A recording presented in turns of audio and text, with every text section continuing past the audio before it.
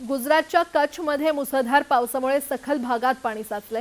रस्त्यांना नद्यांचं स्वरूप प्राप्त झालं असून संपूर्ण वाहतूक ठप्प झालेली आहे। काही मंदिरं देखील पुरामुळे पाण्याखाली गेली आहेत आणि त्यामुळे नागरिकांचं जनजीवन विस्कळीत झालंय। गुजरातच्या कच्छमधली ही दृश्य आहेत। नागरिकांचं जनजीवन या पावसाच्या पाण्यामुळे विस्कळीत झालं असल्याचं पाहायला मिळतंय। मंदिरांमध्ये कशा पद्धतीने पाणी शिरलंय ते या दृश्यांमध्ये पाहायला मिळतंय। तसंच अनेकांच्या घरात देखील हे पुराचं पाणी शिरलेलं आहे।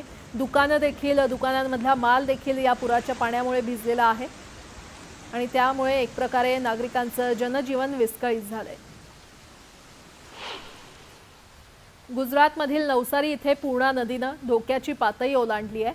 नदीच्या पाणी पातळीमध्ये वाढ झाल्याने सखल भागातही पाणी साचायला सुरुवात केली आहे। गुजरातच्या नवसारी परिसरातली ही दृश्य आहेत। घरात गुडघाभर पाणी साचलेलं आहे आणि ते पाणी बाहेर काढण्यासाठी लहान मुलांपासून मोठे प्रत्येक जण कसरत करताना पाहायला मिळतंय। पाणी पातळीमध्ये वाढ झाल्याने पूरस्थिती निर्माण झालेली आहे।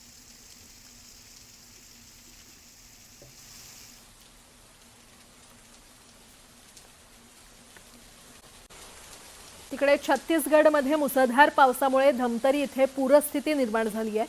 पावसाचा जोर वाढल्याने सोंधूर नदीच्या पाणी पातळीतही वाढ झाली आहे। त्यामुळे सखल भाग पाण्याखाली गेलाय आणि त्यामुळे अनेक गावांचा संपर्क तुटलाय।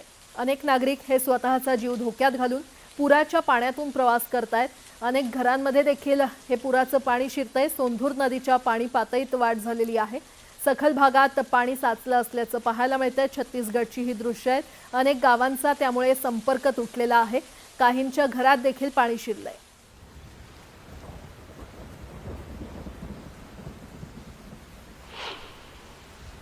उत्तराखंडमध्ये सततच्या मुसळधार पावसामुळे पिथोरागडमध्ये एक धबधबा रस्त्यावरून वाहू लागलाय।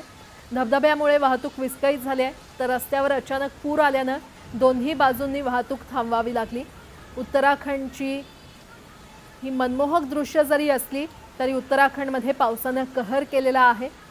पिथोरागडमध्ये रस्त्यावर पाण्याचा प्रवाह किती जोरदार पडतोय हे या दृश्यांमध्ये पाहायला मिळतंय। पावसाच्या प्रवाहामुळे वाहतूक विस्कळीत झाली आहे आणि पुरामुळे दोन्ही बाजूंची वाहतूक ही ठप्प झाली।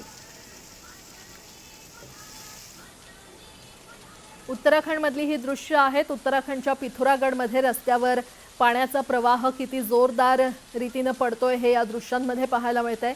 या पुरामुळे किंवा या पाण्यामुळे दोन्ही बाजूंची वाहतूक ठप्प झाली। पावसाचा कहर इथे पाहायला मिळालाय। गेल्या 4-5 दिवसांपासून उत्तराखंडमध्ये जोरदार पाऊस बरसतोय।